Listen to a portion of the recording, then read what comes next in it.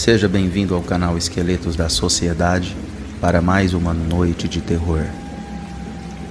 O manuscrito do demônio. Um estranho manuscrito rúnico foi desenterrado. Ele está destruindo minha equipe e agora vejo meu fim se aproximando. Meu interesse pela história começou numa quinta-feira à noite, particularmente solitária, muitos anos atrás. No geral, aproveitei minha juventude, embora minha mãe costumava dizer que eu era propenso a apenas um pouco de melancolia. Realmente não a culpo. Ela foi criada numa casa muito tradicional, onde esse tipo de pensamento era a norma. Mas com o passar do tempo, o mundo mudou ao seu redor, enquanto ela se agarrava aos seus princípios de seu pai e de seu pai antes dele. Em pouco tempo, ela ficou para trás, incapaz de entender para onde o tempo, ou sua percepção dele, havia ido. Nossas visões opostas sobre o funcionamento interno das mulheres muitas vezes levavam a discussões acaloradas, sem árbitro ou placar final. Aquela quinta-feira foi um desses dias. Depois de bater com força à porta e apontar meus dedos médios para ela com violência, desmaiei de bruços na minha cama. As lágrimas começaram lentamente a princípio, como se fossem administradas por um governo local mal financiado, mas não consegui segurar por muito tempo, e logo estava chorando violentamente. A essa altura, esse ritual havia se tornado rotina, e não havia necessidade de quebrá-lo agora. Então, mecanicamente, alcancei a estante.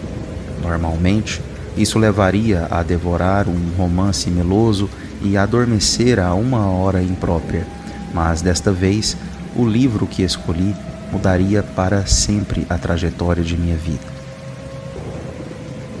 Poesia e Arte desde o Alvorecer da Humanidade, de James Marigold. Um livro que meu pai me dera anos antes. Em termos especiais, meu pai só sabia uma coisa sobre mim. Eu adorava ler, especialmente poesia. No entanto, embora o presente em si viesse de um lugar de ignorância, ele se tornaria a peça literária mais importante que eu jamais consumiria. Li sobre grandes reis e conquistadores, sobre soldados tão assustados e confusos quanto eu, meros homens, outrora violados pelos deuses da antiguidade, que tinham um fogo despertado dentro deles, um fogo que não poderia ser extinto até que subissem as escadas do Monte Olimpo e arrancassem os corações dos próprios deuses. Li notas e cartas que não deveriam ser vistas por ninguém, exceto o remetente e o destinatário, amantes esquecidos pelas areias do tempo.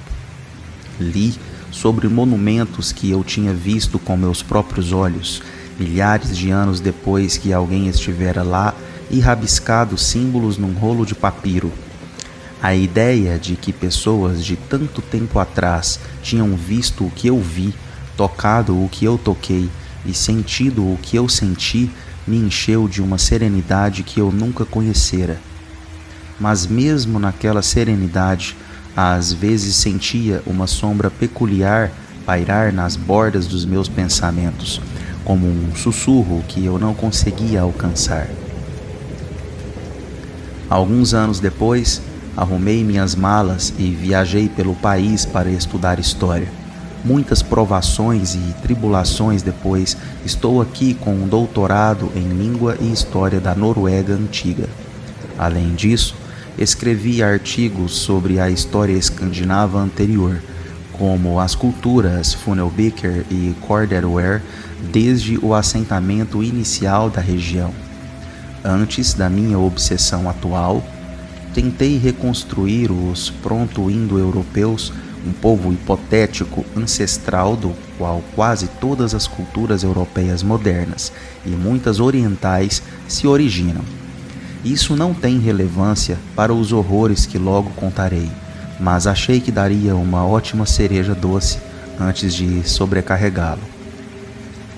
Então, aproveite esta pequena passagem.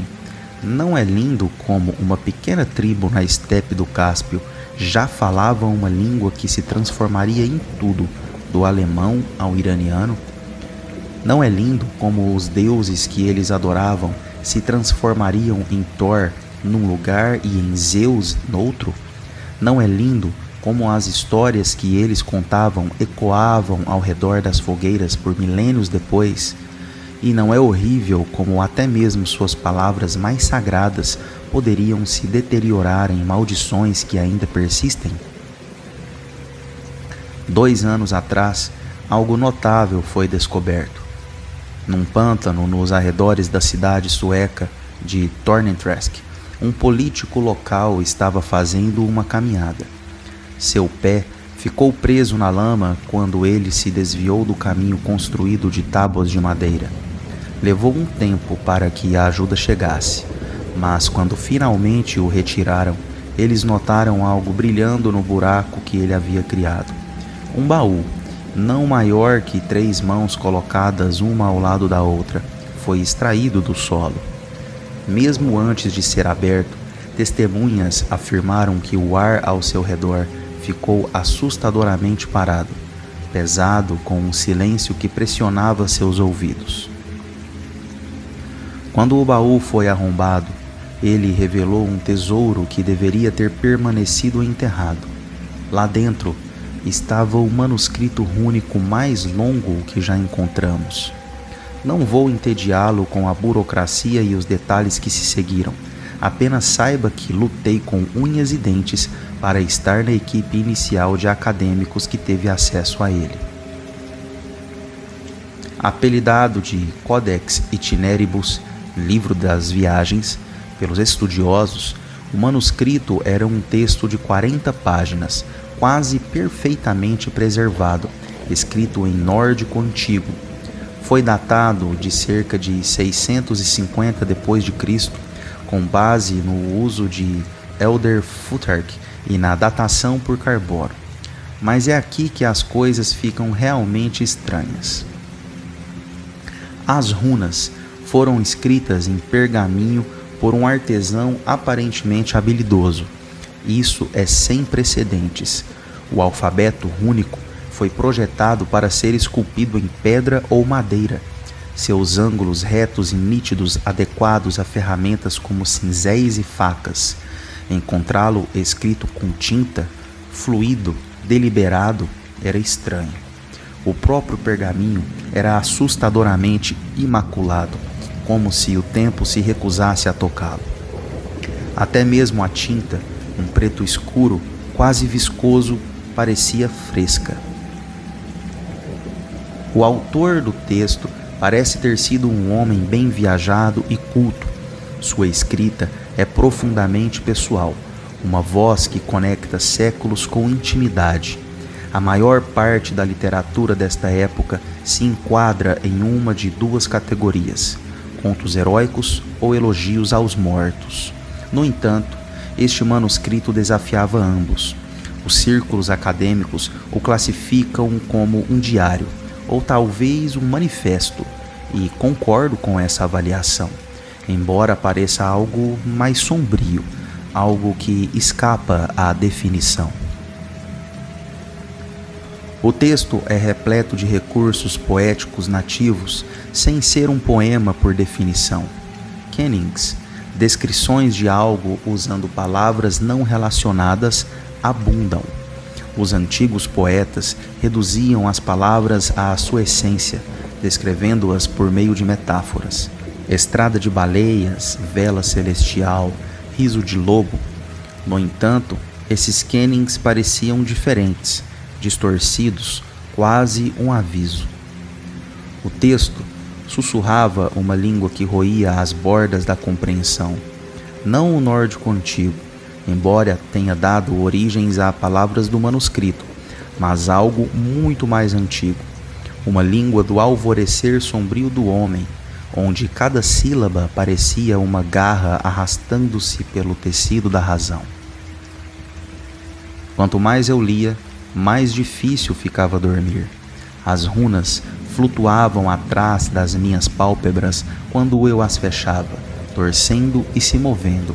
Uma noite, acordei com meus dedos traçando padrões nos meus lençóis, como se compelidos por algo invisível. Foi na mesma noite que meu colega, um homem com quem trabalhara por anos, se jogou de uma ponte, sem dizer uma palavra. Nos 2 anos desde o Codex foi desenterrado, a morte nos seguiu como uma praga. Minha equipe caiu uma a uma, alguns por acidentes estranhos, outros por suas próprias mãos trêmulas. Sei que meu tempo está se esgotando. Mesmo agora, enquanto escrevo isso, sinto algo me observando, esperando que eu vacile. Se você ler mais, ele também o verá. O manuscrito começa bastante pedestre, com histórias de viagens por todos os lugares, típicas dos vikings posteriores. Curiosamente, o autor aparentemente afirma ter viajado até a Oceania, o que destrói completamente grande parte do nosso entendimento atual da história. Saque e comércio, laços familiares e relacionamentos e governantes atuais das terras que ele habitava. E isso ocupa grande parte da primeira metade do manuscrito, mas na página 22 ele descreve encontrar algo em algum lugar e trazê-lo para casa. Então o tom muda. Decidi intercalar segmentos da minha vida entre os fragmentos do texto. Você poderá ver como isso me afetou. Tradução. Aqui começa a minha história. A floresta só fala se você escuta. Na escuridão, nas clareiras sombrias, a jornada começa. Línguas silenciosas falam e ouvidos ouvem. Minha mente se dirige ao nosso fim. Lembro-me de ler esta passagem tarde da noite, sozinho na sala de arquivos. Minha respiração pairou no ar enquanto copiava as palavras para meu laptop. A frase línguas silenciosas permaneceu na minha mente muito depois que parei de digitar.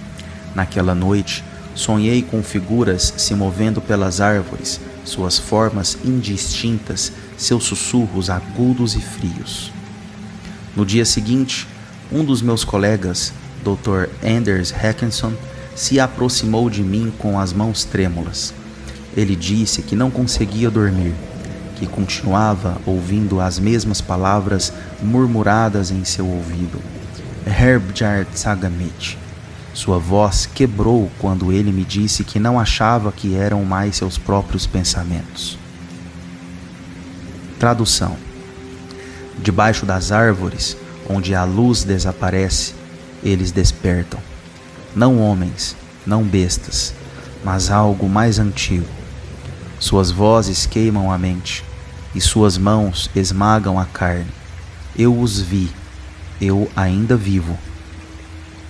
Quando chegamos a esta seção do manuscrito, o Dr. Hackinson havia renunciado ao projeto. Ele partiu sem aviso prévio, seu escritório esvaziado durante a noite. Uma nota em sua mesa dizia: "Não vivo mais à luz do dia. Evite as sombras." Tentei contatá-lo, mas seu telefone havia sido desconectado. O resto da equipe sussurrava entre si, ficando cada vez mais paranoico.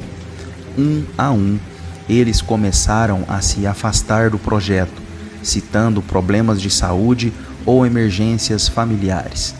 E então veio o salto. Tradução. Não confie em suas palavras. Eles falam docemente, mas suas mentes são perversas. Eles oferecem sabedoria, mas desejam apenas roubá-lo. Eles o seguirão para casa, e seus sonhos se tornarão seu playground. Marta foi a próxima a quebrar. Uma mente brilhante, uma historiadora e outrora tão cheia de vida, ela começou a perder o controle da realidade. A princípio, eram coisas pequenas, murmurando baixinho enquanto lia, rabiscando anotações que não faziam sentido e reorganizando obsessivamente as páginas do Codex. Então, numa noite, ela desmaiou no chão, se contorcendo, agarrando a barriga. Quando a encontraram, ela estava na posição fetal, balançando-se para frente e para trás. Seus olhos estavam arregalados e sem piscar, mas não era a Marta que eu conhecia. Sua voz, quando veio, não era mais a dela. Era gutural, estranha e cheia de uma cadência sobrenatural. Encontramos algo escrito em sangue em seu caderno, uma única frase rabiscada nas margens: eles virão pelos olhos. A polícia a encontrou dividida ao meio, verticalmente, mais tarde naquela semana. Tradução: quando as estrelas caírem e o céu se despedaçar, eles dançarão na escuridão, numa sala sagrada esquecida por todos os que vivem. Os homens ficarão em silêncio e o mundo será devorado por aqueles que viram e não fugiram. Eu vi isso, e quando olho nos olhos deles, sei que não viverei para falar disso novamente. Acordei naquela noite com um barulho estranho, suave, quase como sussurros, embora não conseguisse distinguir as palavras. Quando tentei me mover, me vi paralisado, e o quarto ficou mais frio. As estrelas do lado de fora da minha janela, que eu havia admirado apenas algumas horas antes, agora pareciam assustadoramente próximas, como se eu pudesse alcançá-las e tocá-las. Lembrei-me da passagem que acabara de traduzir. Eu vi isso, dizia. A compreensão me atingiu como uma onda gigante. Eu sabia que também tinha visto. Isso não era mais apenas um texto, era um aviso. E a pior parte, eu sabia que a hora de fugir havia passado. Liguei para minha mãe na manhã seguinte. Ela não reconheceu minha voz a princípio. Quando eu expliquei quem eu era, ela perguntou se eu tinha estado chorando. Eu disse que não. Neste ponto, o autor do Códex parece perder um pouco de sua eloquência. O resto do texto é composto de murmúrios desvairados, mais como algum código do que poesia. Há também muitos símbolos estranhos, desconhecidos para nós. Eles não sabem de origem.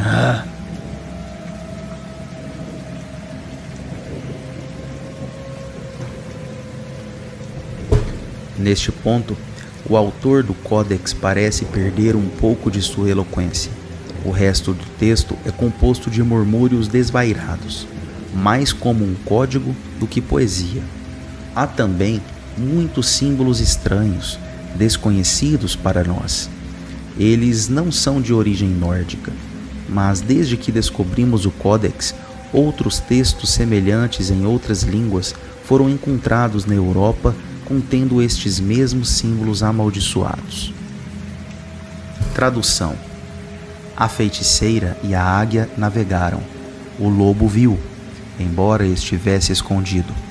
12 estrelas queimaram sobre ele. Sobre seus ossos estava uma cruz, e o fogo não estava lá. E então havia Eric, o último dos linguistas que restaram ao meu lado. Sua natureza, outrora meticulosa, tornou-se irreconhecível enquanto ele examinava cada detalhe do manuscrito. Eu o vi se deteriorar. Suas mãos tremiam enquanto ele traçava as runas, murmurando frases repetidamente, como se esperasse uma resposta. Encontramos ele numa manhã cedo, desmaiado no chão, os olhos abertos, mas vazios. O texto ainda estava em suas mãos, mas seus lábios não se moviam mais. Sua morte foi diferente das outras, não violenta, mas assustadoramente pacífica, quase como se ele tivesse se rendido ao Códex. Eu não conseguia acreditar nisso, não completamente. Tradução: terra e céu rasgados, e na escuridão houve clamor. Os homens se reuniram, não com servos, e eles olharam para a colina coberta de neve com sentinelas que coachavam. A sensação mudou. Não parece mais que sou eu quem está procurando a verdade. Agora, parece que o Codex está me procurando. Ouço sussurros nas paredes, no ar, nos meus sonhos. As runas, como sombras, rastejam pela minha pele. A cada noite, elas se aproximam. Estou na beira do abismo. Tradução. Não era a Costa Branca, embora eles chegassem lá. Velhas e jovens, elas não conseguiram se salvar, mas a idade é eterna, longe de casa. Passei horas na frente do Codex até tarde da noite. O ar ao meu redor ficou pesado, denso, com uma sensação de inevitabilidade. Cada página que eu virava me levava mais fundo no abismo. O texto parecia ter se tornado meu mundo inteiro, como se estivesse me puxando para dentro. Comecei a ver coisas. As bordas da minha visão se distorciam.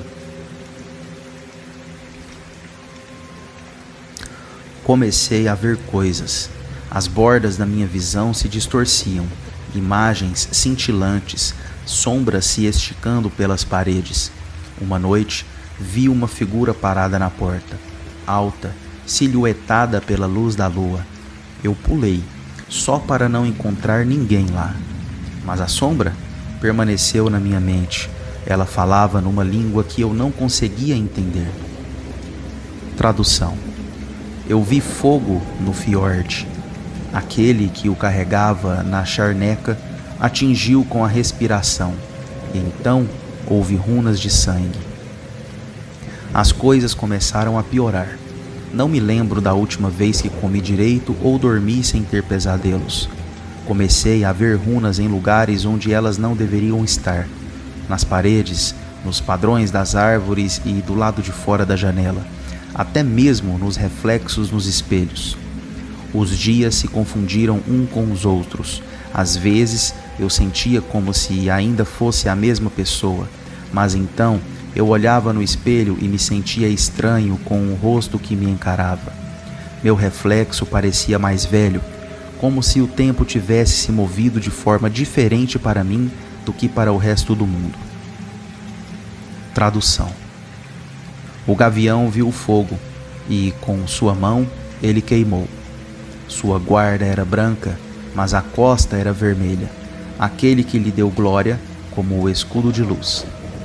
Enquanto traduzia isso, eu podia ouvir o zumbido sutil das páginas do manuscrito. Era quase imperceptível a princípio, como a mais fraca vibração. Mas ao longo de várias horas ficou mais alto e comecei a senti-lo no meu peito, como se algo debaixo das páginas estivesse ressoando com meu próprio batimento cardíaco. Estava animado, tinha sede de sangue. Eu podia sentir. De repente, me vi na frente do espelho, sem nenhuma lembrança de como cheguei lá.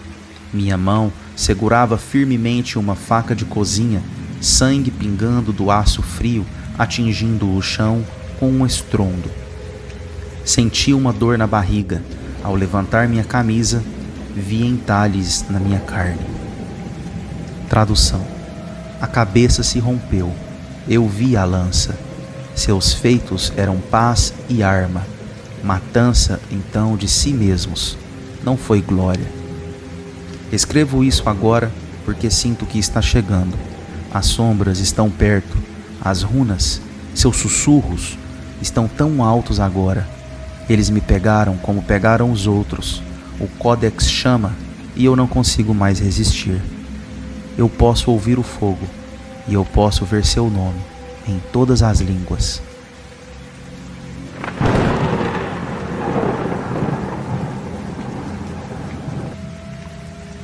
O regresso da vida. Quando eu tinha 23 anos, morri em um acidente de carro. A vida parecia ter uma ironia cruel, especialmente para mim e meu irmão Frank. Sempre estivemos próximos, unidos por um laço que parecia mais forte do que qualquer outra coisa. Em nossa família caótica, éramos como boias de salvação. tentando sobreviver ao ciclo de desilusão que nos cercava. A ideia de que minha morte o deixaria devastado era algo que eu poderia prever. No fundo, eu também me sentiria arrasada. O que eu jamais poderia imaginar era que ele tentaria me trazer de volta. Minha primeira lembrança após a morte dele, com suas mãos trêmulas, tentando costurar um buraco em meu corpo, era quase cômico, se não fosse trágico, ver um homem que havia atravessado a barreira entre a vida e a morte falhar em algo tão simples. Mas então, em um momento confuso, peguei a agulha de sua mão e ouvi uma voz enquanto ele tentava explicar tudo o que havia acontecido. Deixe-me ser clara. Quando digo que morri, eu realmente morri. Não era uma daquelas histórias de tecnicamente morta por 12 segundos. Minha morte era definitiva e ninguém tentou me salvar. O que Frank fez era impossível, ou pelo menos deveria ser. Mas então as plantas começaram a morrer. Desde criança, meu quarto sempre foi um santuário verde. Flores, ervas e mudas eram minhas companheiras silenciosas. Quando percebi que elas murchavam, um frio subiu pela minha espinha. Frank mencionou que a magia que o trouxe de volta excluía um preço. Era necessária força vital. E, embora ele não parecesse perceber, reverter a morte não era um ato único, era um processo incessante. Demorou quase um mês para notar que meu namorado estava agindo de forma estranha. Ele não se recuperara do impacto do meu acidente. Na verdade, ele estava doente. Comecei a observar mais atentamente ao meu redor e percebi que todos estavam exauridos, como se eu estivesse drenando a energia de cada pessoa que cruzava meu caminho. Quando meu namorado desmaiou na minha frente, senti um desespero avassalador. Tentei morrer novamente, mas Frank estava lá, me segurando com raiva e frustração. Ele havia implorado que eu vivesse e enquanto ele estivesse vivo, eu também estaria. Como poderia eu retribuir essa devoção?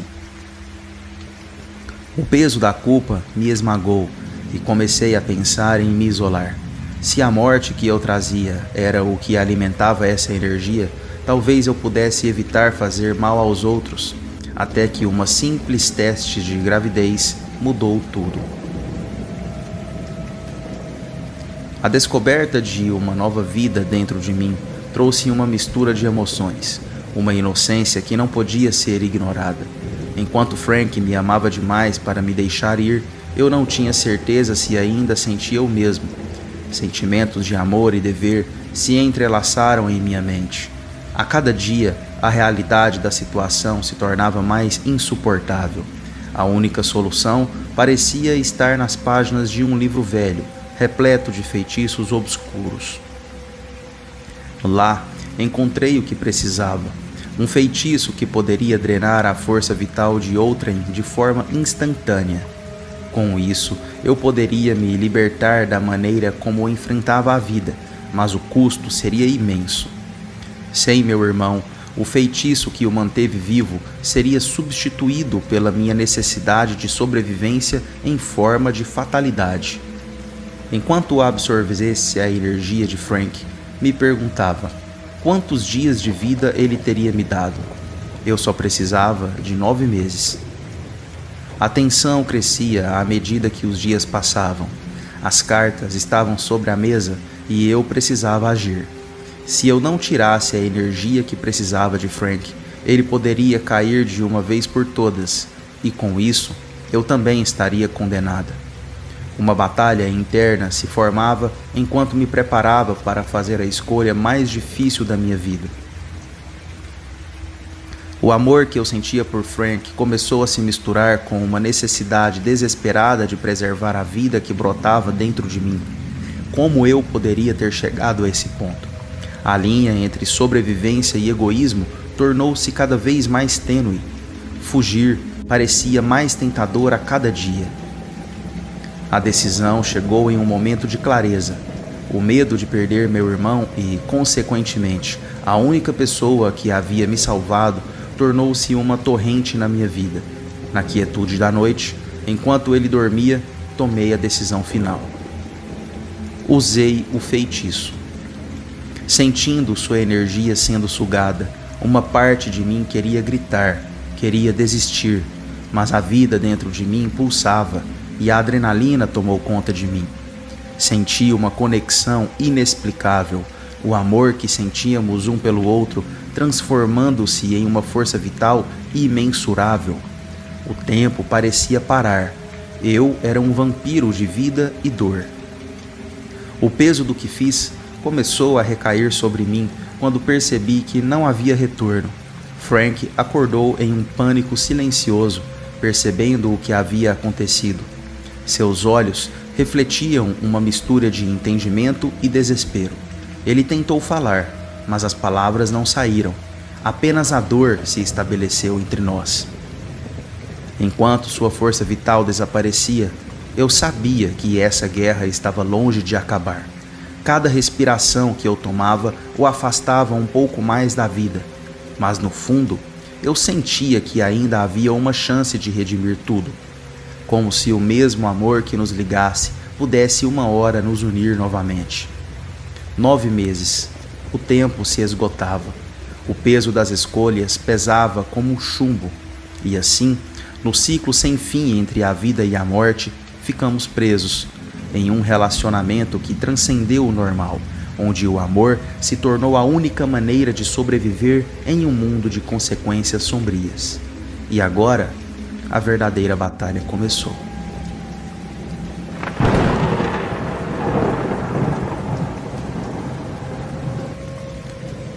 Quero deixar algo muito claro aqui. Normalmente, eu nunca fico com medo. Quando digo nunca, eu realmente quero dizer nunca.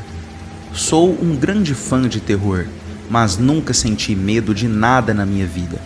No máximo, um leve desconforto, mas mesmo isso é raro. Até o que eu experimentei há 5 minutos atrás.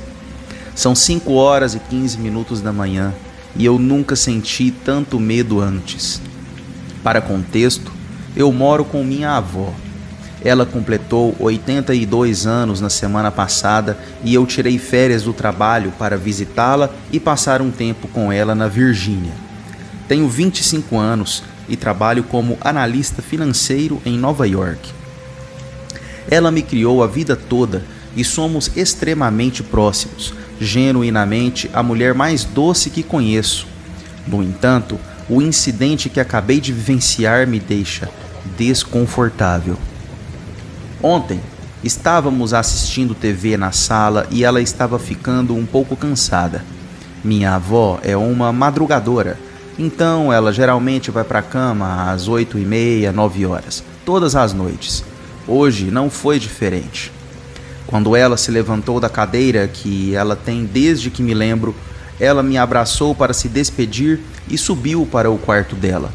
Sou notívago e geralmente não vou para a cama antes das 4h30, 5 da manhã. Então, resolvi ficar acordado um pouco mais. Algumas horas se passaram e eu ainda estava assistindo TV. No entanto, comecei a ouvir um som de batidas fracas ao longe. Não conseguia entender o que era, mas ignorei no começo. Minha avó mora no meio da floresta em uma cabana.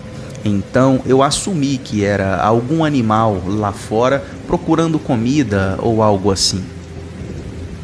5 minutos depois e as batidas ficaram um pouco mais altas.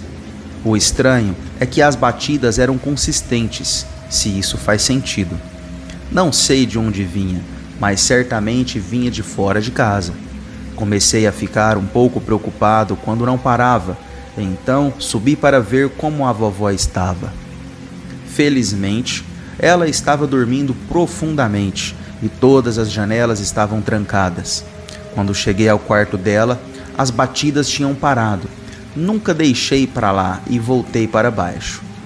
Era 2 horas da manhã nesse ponto e eu pensei que era hora de pelo menos tentar dormir, já que tenho insônia. e então me preparei e fui para o quarto de hóspedes, que é onde eu dormi. O que pareceu algumas horas se passou e as batidas voltaram. Eu ainda não tinha dormido e então pude ouvir vividamente o momento em que elas retornaram. No entanto, desta vez foi um pouco mais estranho. Não só estava muito mais alto, mas também não era apenas um som de batidas. Eu também conseguia ouvir gritos atrás disso, o que parecia ser um grito horrível de uma pessoa pedindo ajuda. Quanto mais eu esperava, mais alto ficava. Eventualmente, fiquei irritado e levantei da cama, como se a lanterna do meu celular na mão segui de onde vinham as batidas e os gritos, mas de repente, assim que cheguei à sala, parou. TJ, você está bem? Eu ouvi. Eu me virei e vi minha avó parada do outro lado do corredor. Sim, só que eu ouvi muitas batidas e gritos de fora, eu respondi. Batidas e gritos? A vovó parecia confusa. Mas talvez fosse só um animal ou algo assim, eu disse enquanto diminuía a lanterna do celular. Embora eu não acreditasse por um segundo que era apenas um animal, eu não queria preocupar minha avó ou causar nenhum problema para a noite. Além disso, já tinha parado, então eu esperava que não voltasse. A vovó suspirou. Coisas assim acontecem por aqui às vezes. Você deveria dormir um pouco, querido. Está tarde e temos planos para amanhã. Eu sorri. Sim, vovó, vou sim. Te amo. Eu a abracei e voltei para o meu quarto, onde finalmente peguei no sono. Eu podia ouvir minha avó ligando a TV e fazendo o café da manhã dela, como de costume. O dia seguinte passou num instante e a noite chegou novamente. Eu não tinha pensado no que aconteceu na noite anterior e apenas vi como um dia normal. Isso até eu perceber que era 1h da manhã e minha avó ainda estava acordada. Não só isso, mas também muito mais falante do que o normal. Isso não me teria pegado de surpresa se não fosse pelo fato de que ela nunca ficou acordada depois das 9h nos últimos 20 anos. Oi, vovó, eu perguntei. Você não deveria ir para a cama? Está tarde para você. Ah, querido, mas eu não estou cansada, ela disse. Vou daqui a pouco, não se preocupe. Estava começando a ficar tarde, mesmo para meus padrões. Você deveria ir para a cama em breve, está ficando tarde. Vou agora, boa noite, eu disse. Quando me deitei na minha cama, fechei os olhos. Depois do que pareceu 15 minutos, ouvi aquele som fraco novamente. Batidas. À medida que ficava mais alto, o grito horrível seguiu. Que porra é essa? Eu murmurei baixinho enquanto rapidamente tirava a colcha de cima de mim. Pegando minha lanterna, voltei para investigar. Desta vez, com a intenção de descobrir o que era. Quando abri lentamente a porta, fui no ponta dos pés da casa, seguindo o som. Parecia que minha avó estava de volta ao andar de cima, dormindo. Então tentei ser o mais silencioso possível, embora as batidas e os gritos não tivessem ajudando. Embora eu não sentisse medo do que estava acontecendo, como eu disse, eu não fico com medo facilmente. Eu estava ficando um pouco desconfortável. À medida que o som piorava, quanto mais perto eu chegava. Que porra é essa? Eu murmurei novamente. À medida que eu caminhava, as batidas e os gritos ficavam progressivamente mais altos. De repente, eu parei. Não havia como confundir. As batidas e os gritos vinham do outro lado da porta do depósito, o quarto onde minha avó guardava suas coisas. Quando me aproximei, senti uma presença fria me arrepiar. Eu arquejei e cambaleei para trás. Quando me virei rapidamente, vi minha avó parada do outro lado do corredor, mas desta vez ela parecia diferente. Suas costas completamente retas, sua pele estava pálida, seu olhar sem alma, sem vida, me perfurando. Foi a primeira vez que vi um ser humano sem um único sinal de brilho nos olhos. Era uma expressão tensa e mortal, mas sem vida, que não consigo descrever em palavras. No entanto, foi a primeira vez que senti perigo olhando para a senhora que me criou por 25 anos. Seu rosto estava brilhando com a luz do luar lá fora, embora o resto do corpo estivesse cercado pela escuridão. De longe, parecia uma cabeça flutuante. De repente, seus olhos se arregalaram e seguiu-se um sorriso. No entanto, nenhuma ruga se formou ao redor de seus olhos. Foi ominoso. Nada poderia me convencer de que a pessoa parada na minha frente era minha avó. Mal parecia humano. TJ, ela disse, seu tom de voz plano. O que você está fazendo? Comecei a tremer. Nesse ponto, os gritos tinham parado. Era silêncio. Comecei a gaguejar. Depois fiquei quieto. Nenhuma palavra escapou dos meus lábios. Pela primeira vez na vida, senti medo genuíno. TJ, minha avó repetiu, seu tom de voz ainda plano. Meu corpo ficou tenso enquanto eu a olhava. Mal conseguia respirar.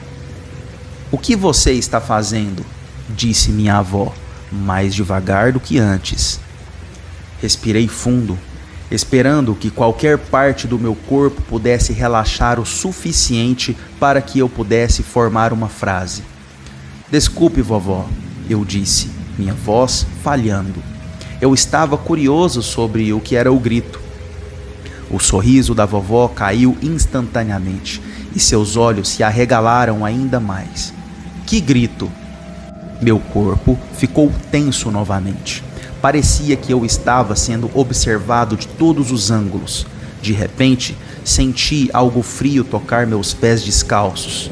Quando olhei para baixo, vi o que parecia ser sangue vazando da porta do depósito, alcançando meus pés.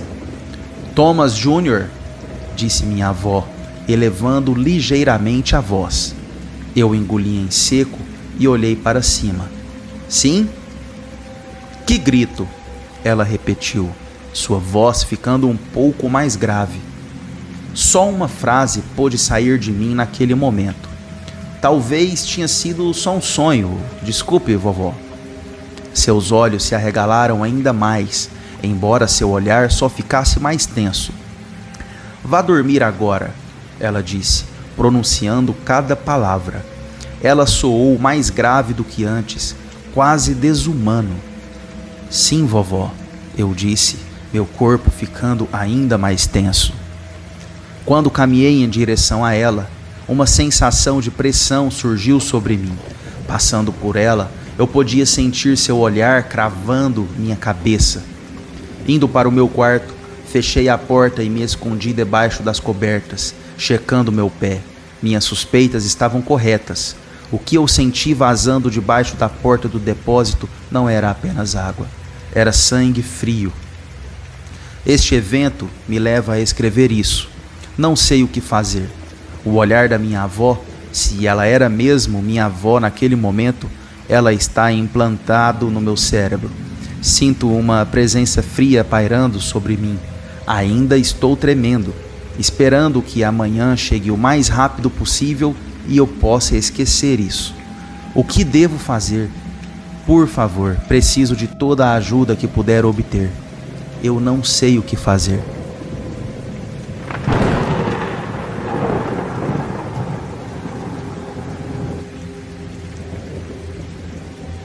Meu nome é Davi. Eu digo para o círculo de rostos gentis e encorajadores. E eu quero ser uma pessoa melhor. Oi, Davi. Eles respondem em uníssono. Suas vozes se misturam perfeitamente.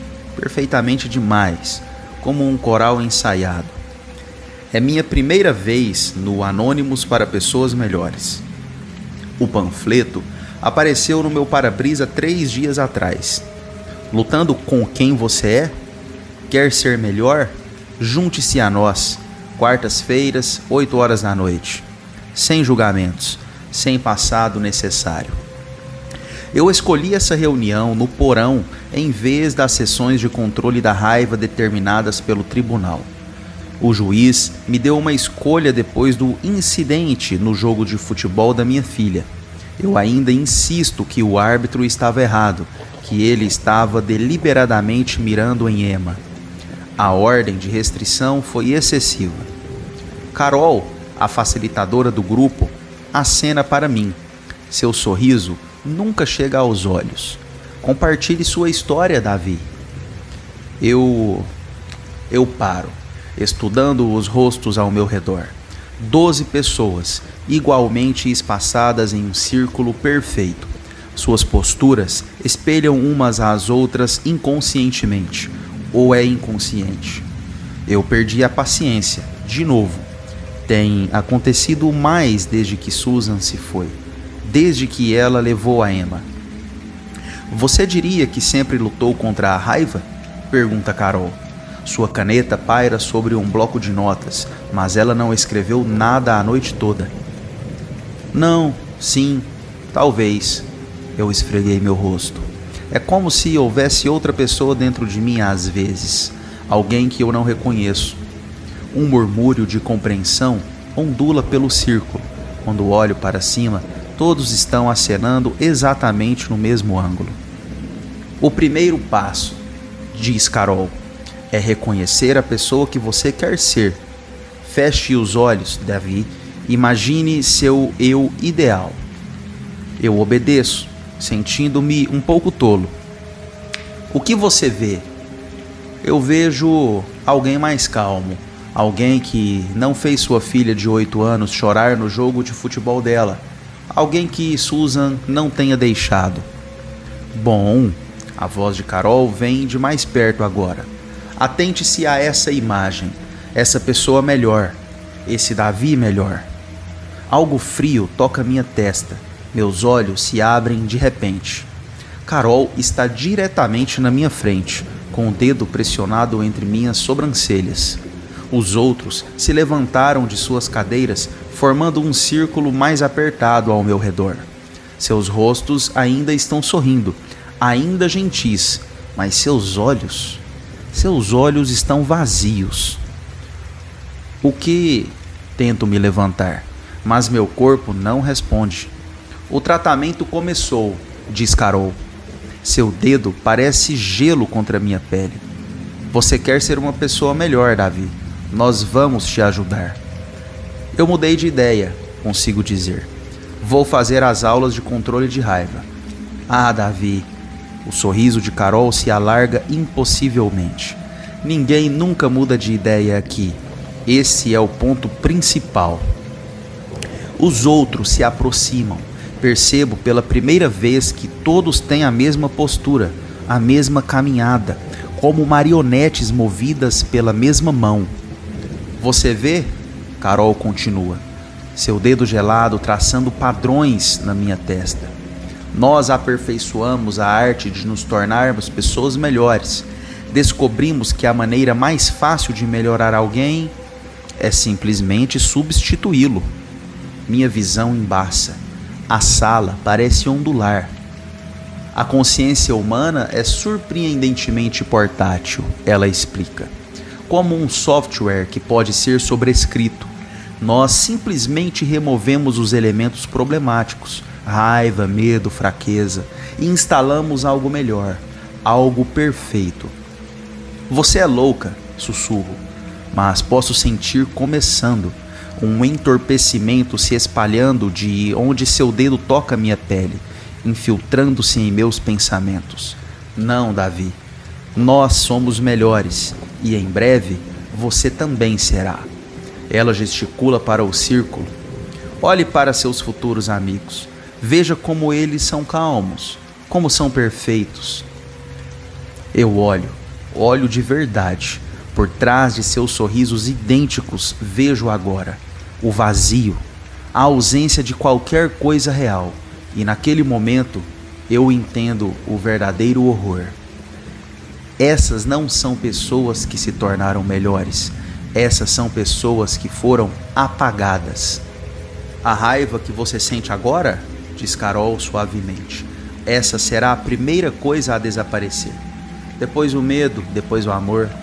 É surpreendentemente contraproducente para a perfeição. Depois, as memórias que te tornam imperfeito. Susan, Emma, todas aquelas coisas humanas confusas. Por favor, eu imploro, sentindo meus pensamentos começarem a desaparecer. Minha filha terá um pai muito melhor, Carol completa. Um que você nunca perde a paciência. Um que sorri, acena e concorda. Um que é perfeito. O entorpecimento chega às minhas memórias. Vejo o rosto de Emma começando a borrar, como uma fotografia deixada ao sol. Quem eu luto para me manter? Quem são vocês? O sorriso de Carol finalmente chega aos olhos dela, e eu queria que não tivesse chegado. Por trás de sua expressão treinada, vejo algo antigo, algo que observou os humanos lutarem com suas imperfeições por eras e decidiu ajudar da pior maneira possível. Nós somos os melhores, ela diz. Temos melhorado as pessoas por muito tempo, lentamente, cuidadosamente, um grupo de apoio de cada vez. Minha visão escurece nas bordas. A última coisa que vejo é meu reflexo na janela. Meu rosto já começando a se suavizar para aquela mesma expressão pacífica que todos os outros usam.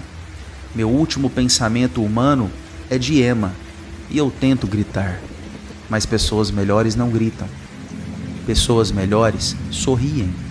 Pessoas melhores acenam. Pessoas melhores concordam.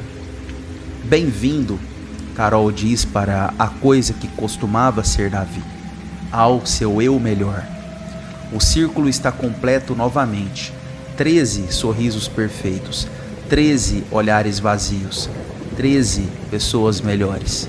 Lá fora, mais panfletos flutuam no vento, carregados para mais para-brisas, mais portas, mais pessoas desesperadas buscando melhoria. Afinal, todos querem ser uma pessoa melhor. E os melhores estão sempre felizes em ajudar. Sempre.